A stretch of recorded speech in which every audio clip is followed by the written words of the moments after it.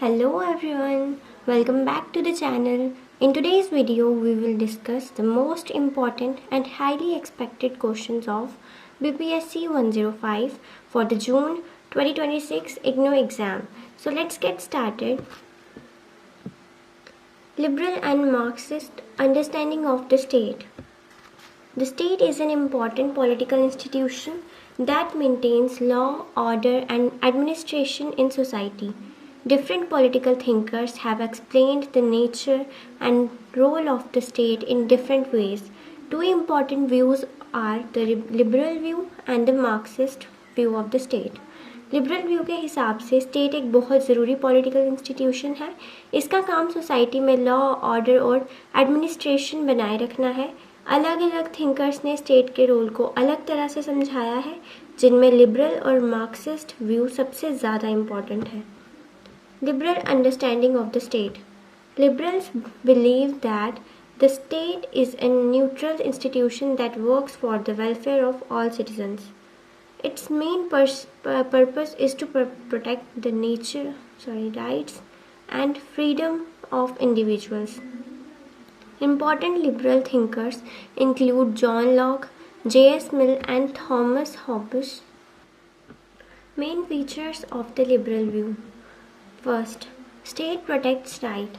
The state protects fundamental rights such as life, liberty and property. Liberal view के मुताबिक state के सबसे बड़ा काम है लोगों के फंडामेंटल राइट्स को प्रोटेक्ट करना। इसमें तीन मेन राइट्स हैं, लाइफ, लिबर्टी और प्रॉपर्टी। स्टेट के वजूद ही इसीलिए है ताकि कोई किसी दूसरे के इन राइट्स को छीन ना सके। State is neutral. The state doesn't favor any particular class or group. It works for the benefit of all citizens. Liberalism कहता है कि स्टेट किसी एक खास ग्रुप, रिलीजन या क्लास को फेवर नहीं कर सकता। स्टेट न्यूट्रल रहता है और सभी सिटीजन्स को बराबर मानता है। इसका मकसद किसी एक कम्युनिटी को बढ़ावा देना नहीं है, बल्कि सबकी भलाई के लिए काम करना है। Limited government. Liberals believe that government power should be limited to prevent misuse of authority. Liberals का मानना है कि सरकार के पास अनलिमिटेड पावर नहीं होनी चाहिए। अगर सरकार बहुत ज़्यादा पावरफुल हो जाए तो वो अपनी अथॉरिटी का गलत मिसयूज़ कर सकती है।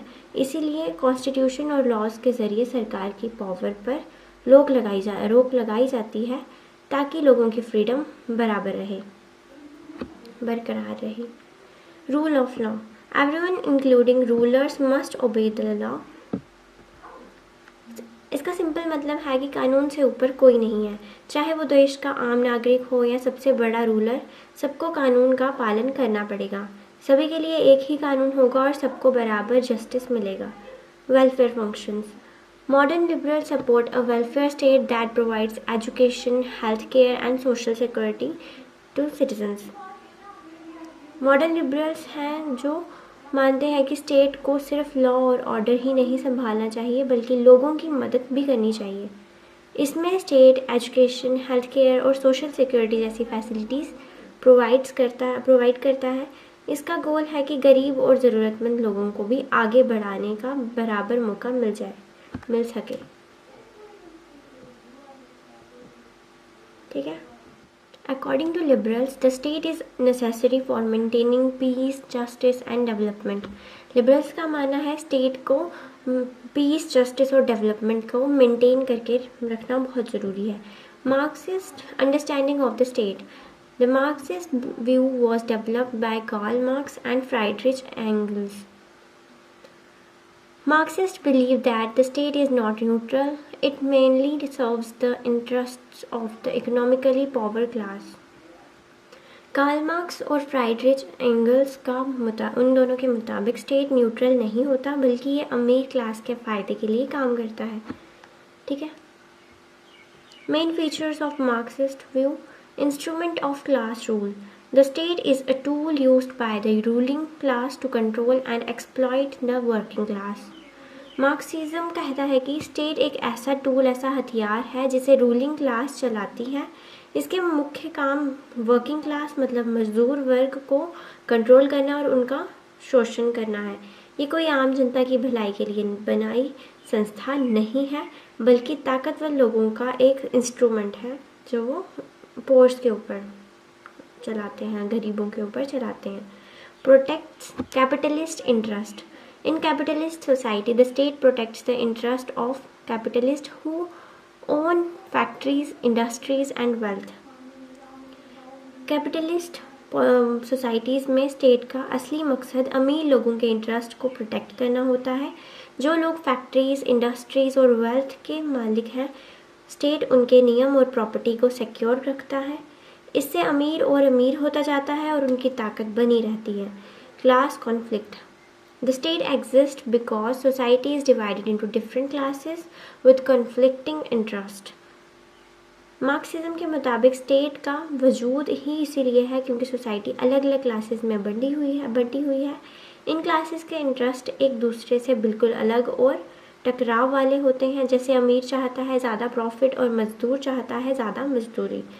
इस टकराव या कॉन्फ्लिक्ट की वजह से ही स्टेट को बीच में रहना पड़ता है ताकि अमीर क्लास अपनी पावर मेंटेन कर सके। Temporary institution. Marxists believe that after the establishment of a classless communist society, the state will gradually disappear because there will be no class conflict. Marxist का मानना है कि स्टेट हमेशा के लिए नहीं रहेगा, ये एक टेम्पररी चीज़ है। जब एक क्लासलेस कम्युनिस्ट सोसाइटी बनेगी जहाँ कोई अमीर गरीब नहीं होगा तो वर्ग संघर्ष क्लास कॉन्फ्लिक्ट ख़त्म हो जाएगा। जब कोई कॉन्फ्लिक्ट ही नहीं होगा तो स्टेट की कोई ज़रूरत नहीं बचेगी और वो ग्रेजुअली डिसअपेयर मतलब धीरे धीरे ख़त्म हो जाएगा, जिससे withering away of the state कहते हैं। ठीक है, नेक्स्ट है revolution and state social change. Marx believed that workers would overthrow capitalism and create a society based on equality. Karl Marx का मानना था कि कैपिटलिस्ट सिस्टम को बातों से नहीं बदला जा सकता। इसके लिए वर्कर्स को मिलकर एक रेवोल्यूशन मतलब क्रांति करनी पड़ेगी और कैपिटलिज्म को उखाड़ फेंकना होगा। इस क्रांति के बाद एक ऐसी सोसाइटी बनेगी जो पूरी तरह इक्वालिटी पर बेस्ड होगी, जहाँ कोई ऊंचा नीचा नहीं होगा। Difference between liberal and Marxist view. State is neutral. State बिल्कुल निष्पक्ष होता है और किसी एक ग्रुप का पक्ष नहीं लेता। मार्क्सिस्ट व्यू क्या है? State serves the ruling class. State सिर्फ रूलिंग क्लास मतलब अमीर और ताकतवर लोगों की सेवा करता है। Protects right and freedom. इसका मुख्य काम लोगों के राइट्स और आज़ादी की रक्षा करना है। Protects capitalist interest. ये सिर्फ कैपिटलिस्ट के बिजनेस और फ़ायदे को सिक्योर रखता है। Works for all citizen. ये देश के सभी नागरिकों की भलाई के लिए काम करता है। और दूसरा बेनिफिट द पावरफुल क्लास। इसके हर फैसले से सिर्फ पावरफुल और अमीर क्लास को ही फ़ायदा पहुंचता है। Supports limited government. ये चाहता है कि सरकार की ताकत सीमित रहे, लिमिटेड रहे, ताकि लोग आज़ाद रहें। सी state as a tool of class domination. ये मानता है कि स्टेट एक हथियार है जिससे एक क्लास दूसरी क्लास पर कब्जा जमाती है। ठीक है, नेक्स्ट आ गया conclusion. The liberal and Marxist view offer different explanations of the state. Liberals see the state as a neutral institution that protects rights and promotes welfare. Liberal view के मुताबिक स्टेट एक अच्छी और ज़रूरी संस्था है जो लोगों के राइट्स को बचाती है और वेलफेयर के काम करती है। ठीक है, Marxist see it as an instrument of class domination that serves the interest of the ruling class. Both perspectives are important for understanding the role of the state in society and politics.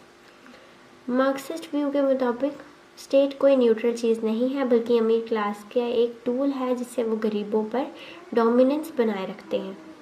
ठीक है, अब ये इसके की points हैं, आप देख लीजिएगा। नेक्स्ट क्वेश्चन है features of the British parliamentary system. The British parliamentary system is one of the oldest democratic system in the world. It developed in the United Kingdom and has influenced many countries, including India. In this system, the government is responsible to Parliament and can remain in power only as long as it enjoys the support of the majority in the House of Commons. British parliamentary system दुनिया के सबसे पुराने democratic system में से एक है. इसने India समेत कई देशों के पॉलिटिकल स्ट्रक्चर को इन्फ्लुएंस किया है. इस सिस्टम में गवर्नमेंट तब तक पावर में रहती है जब तक उसे हाउस ऑफ कॉमन्स मतलब लोअर हाउस का सपोर्ट हासिल नहीं हो। Main features of the British parliamentary system. First, constitutional monarchy. Britain has a king or queen as the head of the state. The monarch is the nominal or ceremonial head and performs symbolic functions. Real executive powers are exercised by the Prime Minister and the Cabinet. Britain में king या queen head of the state होते हैं, लेकिन उनकी power सिर्फ symbolic या nominal होती है। असली एग्जीक्यूटिव पावर्स प्राइम मिनिस्टर और उनकी कैबिनेट्स के पास होती है। राजा या रानी सिर्फ रस्मी मतलब सेरेमोनियल काम करते हैं। Parliamentary sovereignty. One of the most important features of the British system is the supremacy of Parliament. Parliament is the highest law-making authority and can make, amend or repeal any law. ठीक है, British system के सबसे बड़ा feature parliament की supremacy है। Parliament के पास किसी भी कानून लॉ को बनाने, बदलने या ख़त्म करने की पूरी पावर होती है। ब्रिटेन में कोई भी दूसरी अथॉरिटी पार्लियामेंट के बनाए कानून को चैलेंज नहीं कर सकती। Prime minister as the real executive. The prime minister is the head of the government and the most powerful political leader in Britain. He और she leads the cabinet, formulates policies and directs the administration of the country. Prime minister government का head होता है और देश का सबसे powerful political leader माना जाता है। पीएम ही कैबिनेट को लीड करता है, बड़ी पॉलिसीज बनाता है और पूरे देश के एडमिनिस्ट्रेशन को डायरेक्ट करता है। Cabinet government. The cabinet consists of senior ministers chosen from parliament.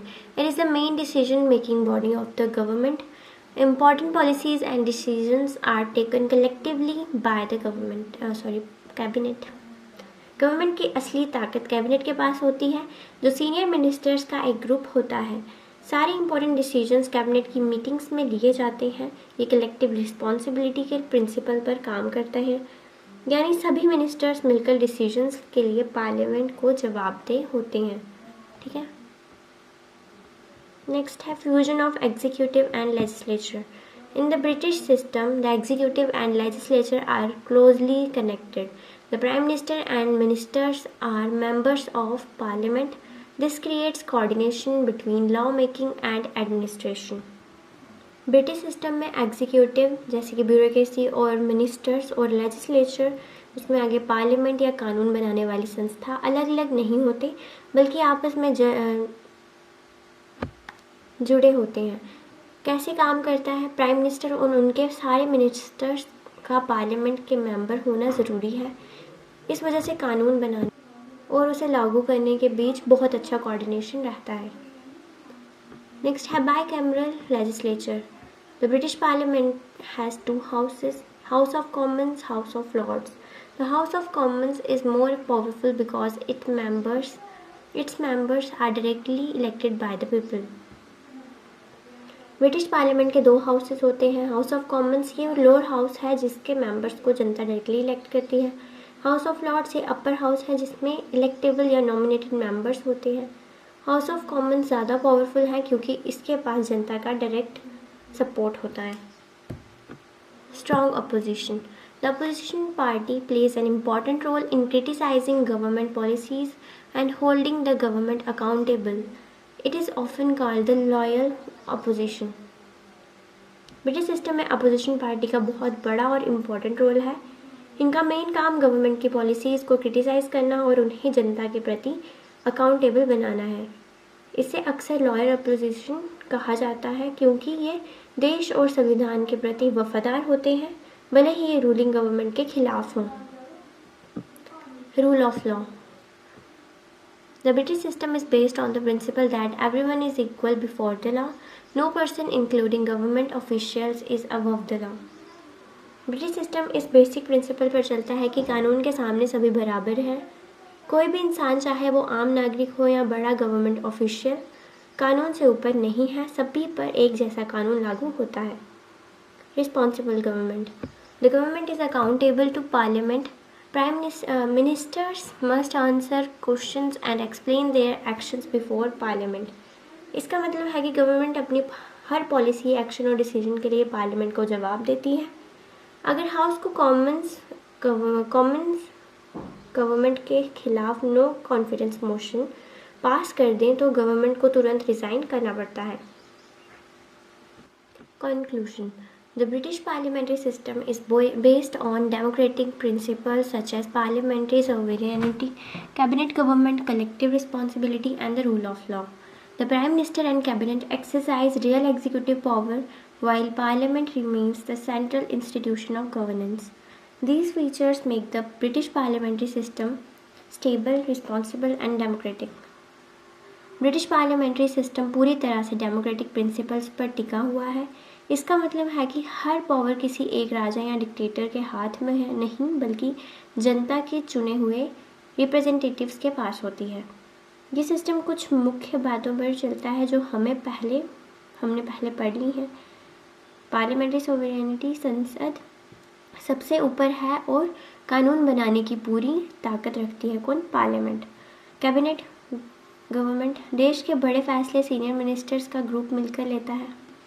Collective responsibility सारे मिनिस्टर्स की टीम एक टीम की तरह काम करते हैं और अपने हर काम के लिए पार्लियामेंट को जवाबदेह होते हैं, मतलब अकाउंटेबल होते हैं। रूल ऑफ लॉ कानून के सामने सभी बराबर हैं, कोई भी कानून से ऊपर नहीं है। रियल एग्जीक्यूटिव पावर भले ही ब्रिटेन में किंग या क्वीन हेड होते हैं, लेकिन असली एग्जीक्यूटिव पावर प्राइम मिनिस्टर और उनकी कैबिनेट के पास होती है। Central institution of governance parliament पूरे गवर्नेंस का मेन सेंटर है। यहाँ सारे कानून बनते हैं और सरकार के कानून पर नज़र रखी जाती है। इन्हीं सभी मुख्य फीचर्स की वजह से ब्रिटिश सिस्टम बहुत स्टेबल है, रिस्पॉन्सिबल है और अकाउंटेबल है, और बहुत मजबूत डेमोक्रेटिक ढांचा प्रदान करता है। ठीक है, अब हमारा नेक्स्ट क्वेश्चन है, what is federalism? Examine it's theory and practice. Federalism is a system of government in which powers are divided between the central government and state or regional governments. Both levels of government have their own powers and responsibilities, which are protected by the Constitution. Countries like India, United States, and Canada follow a federal system. Federalism एक ऐसा government system है जहां powers को central government और state या regional government के बीच बांटा जाता है। दोनों लेवल्स की सरकार के पास अपनी खुद की पावर्स और जिम्मेदारियां होती हैं, जो कॉन्स्टिट्यूशन द्वारा प्रोटेक्ट होती हैं। यानी सेंट्रल गवर्नमेंट अपनी मर्जी से स्टेट गवर्नमेंट की पावर्स नहीं छीन सकता। इंडिया, यूनाइटेड स्टेट, यूएसए और कनाडा जैसे देश इसी फेडरल सिस्टम को फॉलो करते हैं। Meaning of federalism. The word federalism comes from the Latin word fodus, which means agreement or treaty. Federalism word Latin language के वर्ड से आया है, जो है fodus. इसका मतलब होता है एग्रीमेंट या ट्रेटी। इसका मतलब ये है कि एक तरह का समझौता है जिसमें अलग अलग यूनिट्स मिलकर एक संयुक्त सरकार बनाती हैं। एक फेडरल सिस्टम में काम को किस तरह किया जाता है? The central government looks after national matters such as defence, foreign affairs and currency. Central government पूरे देश से जुड़े मुख्य नेशनल मैटर्स को देखती है, जैसे defence, foreign affairs, currency. State government manage local matters such as education, health and agriculture. राज्य सरकार लोकल और क्षेत्रीय मामलों को संभालती है, जैसे education, agriculture, wealth. Both governments work together for the welfare of the people. दोनों सरकार का एक काम अलग होता है, लेकिन दोनों मिलकर जनता के कल्याण वेलफेयर और भलाई के लिए काम करती हैं। This federalism combines unity and regional autonomy. इस तरह फेडरलिज्म देश में यूनिटी और रीजनल ऑटोनॉमी को एक साथ बनाए रखती है। Theory of federalism. The theory of federalism is based on the idea that power should not be concentrated in one authority. Instead, it should be divided between different levels of government. Federalism की theory इस basic idea पर चलती है कि सारी ताकत किसी एक हाथ या एक लेवल में इकट्ठा नहीं होनी चाहिए। इसके बजाय देश को अच्छे से चलाने के लिए पावर को गवर्नमेंट के अलग अलग लेवल्स जैसे सेंट्रल, स्टेट, लोकल के बीच डिवाइड किया जाता है ताकि डिक्टेटरशिप ना बने और हर क्षेत्र का विकास हो सके। ठीक है, मेन फीचर्स कौन से हैं? Division of powers. Powers are clearly divided between the central and the state government through the constitution. Federal system में पावर्स किसी एक जगह नहीं होती। सेंट्रल और स्टेट गवर्नमेंट्स के बीच पावर्स को साफ साफ बांटा जाता है। ये बंटवारा कॉन्स्टिट्यूशन के द्वारा किया जाता है ताकि दोनों सरकारें अपने अपने लिमिट्स में रहकर काम करें। Written constitution. A written constitution defines the power and responsibilities of each level of government. एक फेडरल देश में संविधान का रिटन होना बहुत ज़रूरी है। ये रिटन डॉक्यूमेंट गवर्नमेंट के दोनों लेवल्स, सेंट्रल और स्टेट की पावर्स और जिम्मेदारियों को पूरी तरह क्लियर करता है। इससे भविष्य में दोनों के बीच किसी भी तरह का कन्फ्यूजन या विवाद नहीं होता। Supremacy of the Constitution. The Constitution is the highest law of the country and both governments must follow it. संविधान देश का सबसे बड़ा कानून, हाईएस्ट लॉ होता है। सेंट्रल गवर्नमेंट हो या स्टेट गवर्नमेंट, दोनों इससे ऊपर कोई नहीं है। दोनों सरकारों को संविधान के नियम और दायरे मतलब रूल्स के अंदर ही काम करना पड़ता है। Independent judiciary. Court settle disputes between the central and the state governments and protect the constitution. देश की कोर्ट्स बिल्कुल आज़ाद मतलब इंडिपेंडेंट होती हैं जिन पर सरकार का दबाव नहीं होता। सेंट्रल और स्टेट गवर्नमेंट के बीच किसी बात पर डिस्प्यूट हो जाए तो कोर्ट्स उसे सुलझाती हैं। साथ ही जुडिशरी संविधान की रक्षा मतलब प्रोटेक्ट करती हैं ताकि दोनों कानून संविधान के खिलाफ ना बने। Dual government. There are two levels of government, central and state, each working in its own sphere.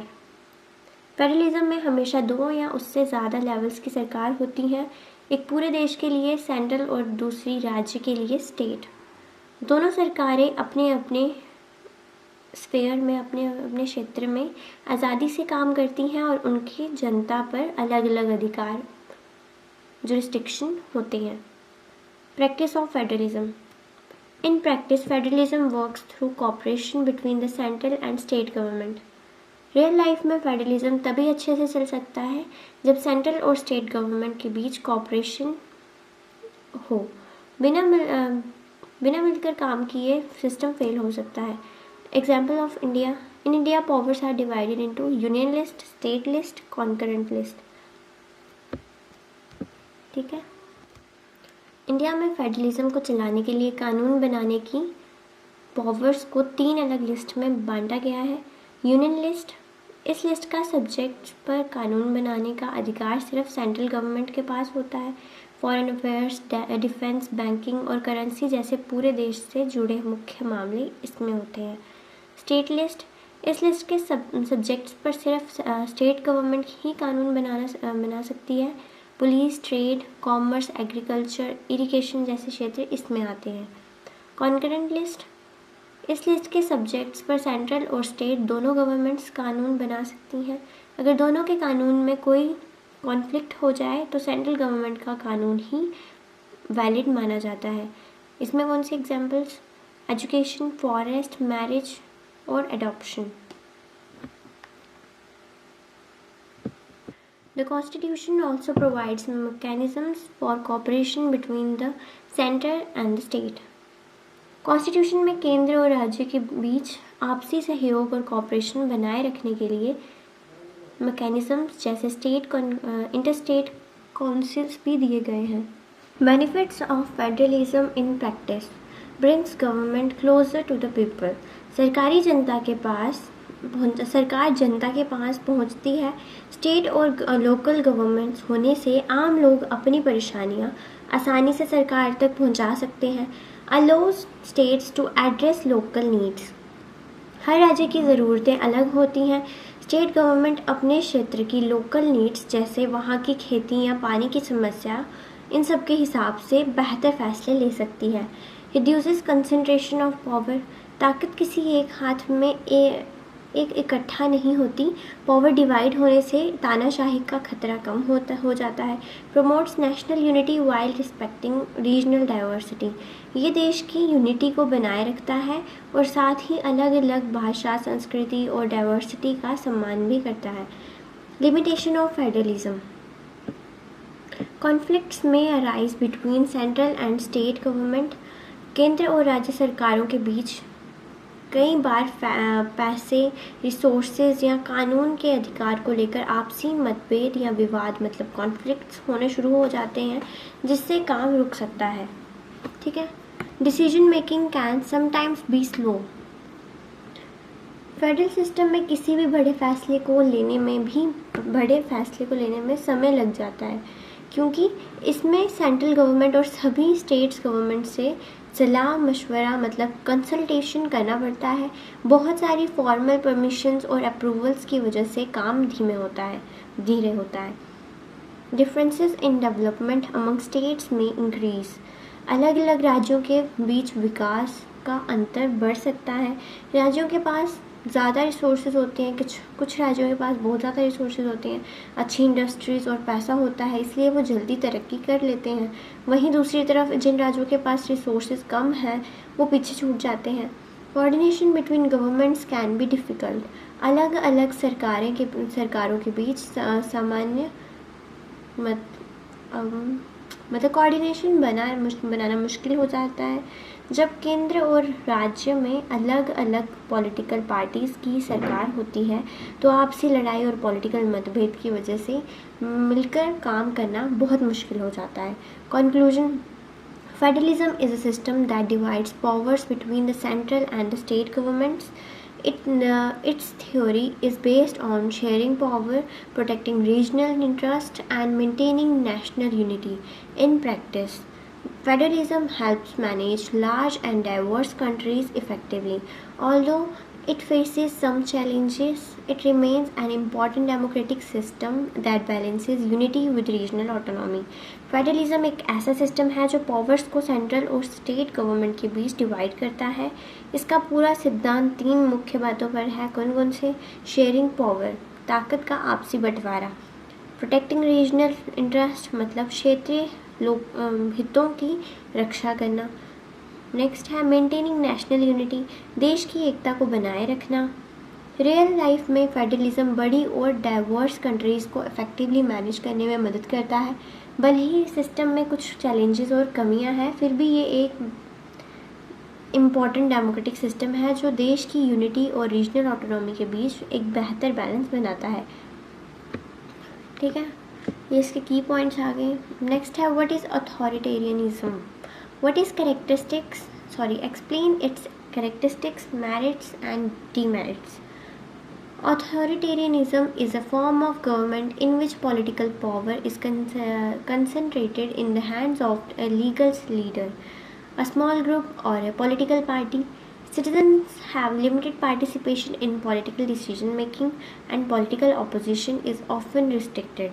Unlike democracy, authoritarian governments emphasize control, obedience, and centralized authority. इस सिस्टम में सारी पॉलिटिकल पावर किसी एक लीडर, एक छोटे group या सिर्फ एक पॉलिटिकल पार्टी के हाथ में होती है। देश के आम नागरिक जैसे सिटीजन्स को पॉलिटिकल डिसीजंस लेने का या सरकार चुनने का बहुत कम या बिल्कुल मौका नहीं मिलता। इस शासन में किसी भी तरह के विपक्ष मतलब पॉलिटिकल ऑपोजिशन या सरकार के खिलाफ बोलने की आज़ादी पर पूरी तरह रोक होती है। डेमोक्रेसी के उल्टा अथॉरिटेरियन सरकार का पूरा जोर जनता पर कंट्रोल करने, अपनी बात मनवाने और सेंट्रल अथॉरिटी पर होता है। ठीक है, नेक्स्ट आ गया meaning of authoritarianism.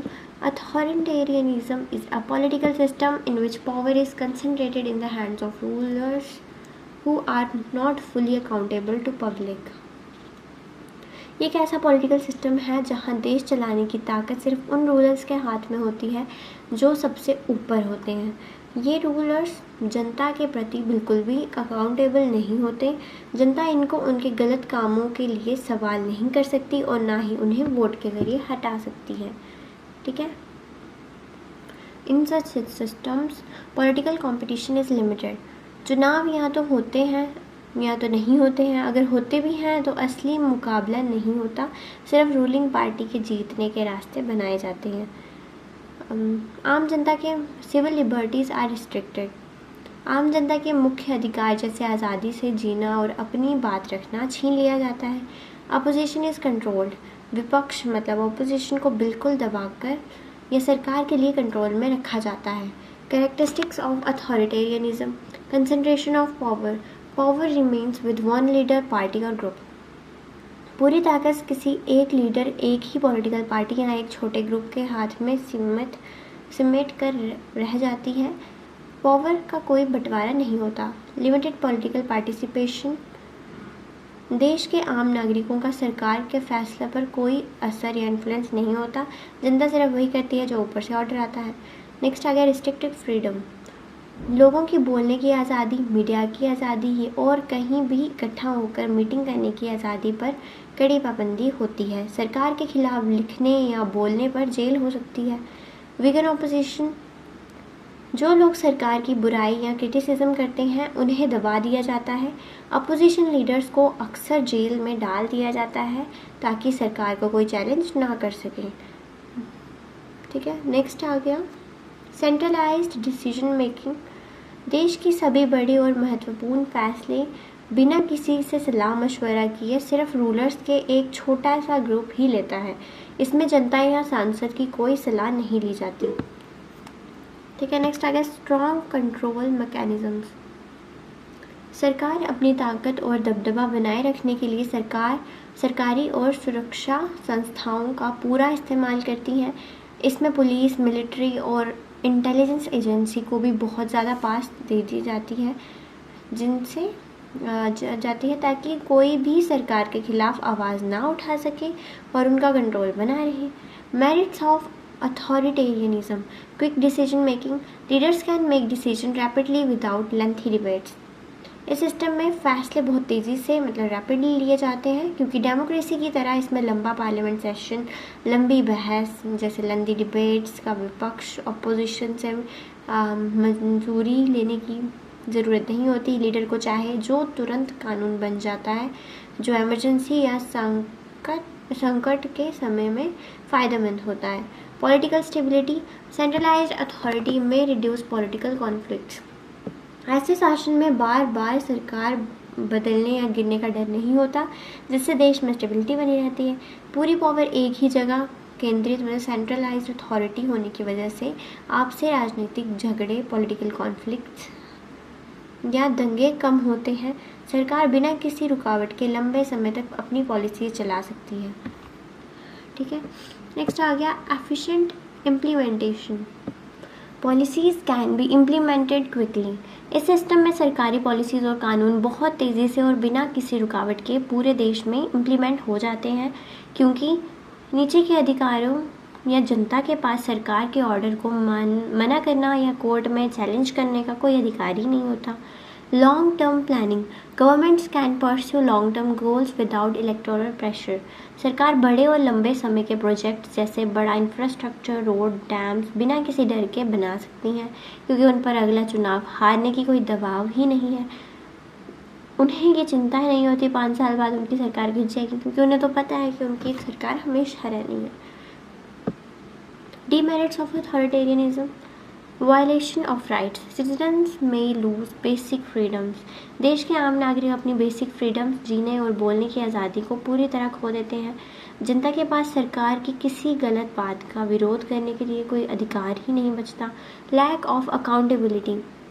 Leaders are often not answerable to the public. देश के लीडर्स जनता के प्रति बिल्कुल भी आंसरेबल नहीं होते।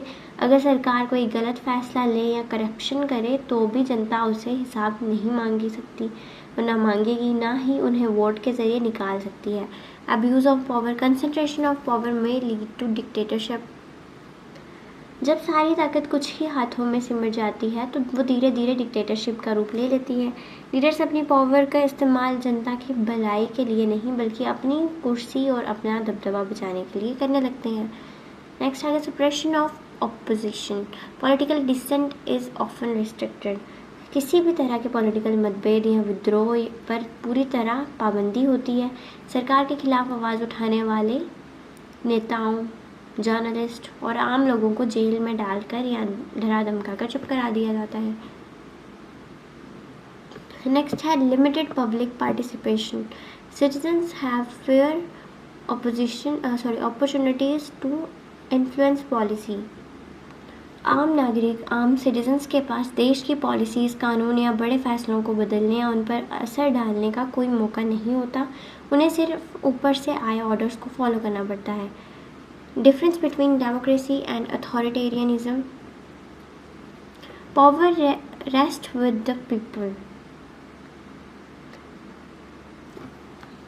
Power rest with rulers. असली ताकत जनता के हाथ में होती है जो वोट देकर अपनी सरकार चुनती है। ये डेमोक्रेसी में होता है। लेकिन अथॉरिटेरियनिज्म में क्या होता है, सारी ताकत सिर्फ रूलर्स या डिक्टेटर या एक पार्टी के हाथ में होती है। Free and fair elections. हर कुछ साल में बिल्कुल निष्पक्ष चुनाव होते हैं जहां जनता अपनी मर्जी से नेता चुनती है। ये किस में होता है, डेमोक्रेसी में। चुनाव होते ही नहीं, और अगर होते हैं तो पूरी तरह सरकार के कंट्रोल में होते हैं। ये किस में होता है, ये हमारे अथॉरिटेरियनिज्म में होता है, मतलब लिमिटेड और कंट्रोल्ड इलेक्शन होता है। नेक्स्ट आ गया फंडामेंटल राइट्स प्रोटेक्टर। जनता के मुख्य अधिकार बोलने और जीने की आज़ादी संविधान द्वारा सेफ होते हैं। लेकिन अथॉरिटेरियनिज्म में हर जगह के अधिकार, जनता के अधिकार और आज़ादी छीन ली जाती है। सरकार के खिलाफ बोलने पर पाबंदी होती है। राइट्स ऑफन रिस्ट्रिक्टेड होते हैं, किसमें, अथॉरिटेरियनिज्म में। डेमोक्रेसी में फिर क्या है, पॉलिटिकल अपोजिशन अलो होता है। सरकार के खिलाफ बोलने वाली विपक्ष पार्टियों को पूरी आज़ादी होती है और उनका सम्मान किया जाता है। लेकिन अथॉरिटेरियनिज्म में क्या है, अपोजिशन रिस्ट्रिक्टेड होते हैं, विपक्ष की पूरी तरह दबा दिया जाता है या बैन कर दिया जाता है। फिर डेमोक्रेसी में क्या है, इंडिपेंडेंट जुडिशरी। कोर्ट्स बिल्कुल आज़ाद होते हैं, वो बिना किसी डर के सरकार के खिलाफ भी फैसला सुना सकते हैं। और अथॉरिटेरियनिज्म में क्या होता है, जुडिशरी में भी कंट्रोल्ड, अदालतें आज़ाद नहीं होती, उन पर रूलर्स का कंट्रोल होता है और फैसले सरकार के हिसाब से होते हैं। नेक्स्ट आ गया पब्लिक पार्टिसिपेशन हाई। देश के कामों में जनता बढ़ चढ़कर हिस्सा लेती है, जैसे प्रोटेस्ट करना, वोट देना, सवाल पूछना। अथॉरिटेरियनिज्म में पब्लिक पार्टिसिपेशन लिमिटेड। जनता की भागीदारी बिल्कुल ना के बराबर होती है, उन्हें सवाल पूछने का कोई हक ही नहीं होता। नेक्स्ट आ गया importance of comparing democracy and authoritarianism. Helps understand different political systems. इससे हमें दुनिया के अलग अलग तरह के सरकारी ढांचों, मतलब पॉलिटिकल सिस्टम को समझने में मदद मिलती है। Explains how power is distributed. ये दिखाता है कि ताकत जनता के हाथ में है या कुछ गिने चुने रूलर्स के हाथ में है, डिस्ट्रीब्यूटेड है, ये दिखाता है। How shows the importance of rights and participation. इससे आम नागरिकों के अधिकार, राइट्स और देश के कामों में उनकी भागीदारी, मतलब पार्टिसिपेशन की अहमियत समझी जा सकती है, समझ आती है। Assessed comparative political analysis. जो स्टूडेंट या एक्सपर्ट पॉलिटिक्स पढ़ते हैं उन्हें दोनों सिस्टम की अच्छी बुरी बातों को एनालिस करने में मदद मिलती है। Conclusion, democracy and authoritarianism represents two contrasting forms of political organization. Democracy emphasizes participation, freedom, and accountability, while authoritarianism stresses centralized control and limited participation. Comparative government studies both systems to understand their strengths, weaknesses, and impact on society. Two contrasting forms, मतलब democracy और authoritarianism एक दूसरे से बिल्कुल उल्टे political system है। Democracy, इसका पूरा जोर जनता की भागीदारी, आज़ादी और जवाबदेही पर होता है। ये अथॉरिटेरियनिज्म, ये पूरी तरह से सेंट्रलाइज्ड कंट्रोल, रिस्ट्रिक्टेड फ्रीडम और लिमिटेड पार्टिसिपेशन पर चलता है। कंपैरेटिव गवर्नमेंट, इस सब्जेक्ट के अंदर हम दोनों सब्जेक्ट की मजबूती, मतलब स्ट्रेंथ्स, कमियां मतलब वीकनेसेस, और समाज पर उनके असर, मतलब इम्पैक्ट ऑन सोसाइटी को समझते हैं। ठीक है, फिर ये इसके कुछ पॉइंट्स हैं इम्पोर्टेंट क्विक रिवीजन के लिए। तो आज हमारी VPSC 105 के इम्पोर्टेंट क्वेश्चन सभी कंप्लीट हो गए हैं। All the very best for your exam. Thank you so much for watching. Bye and take care.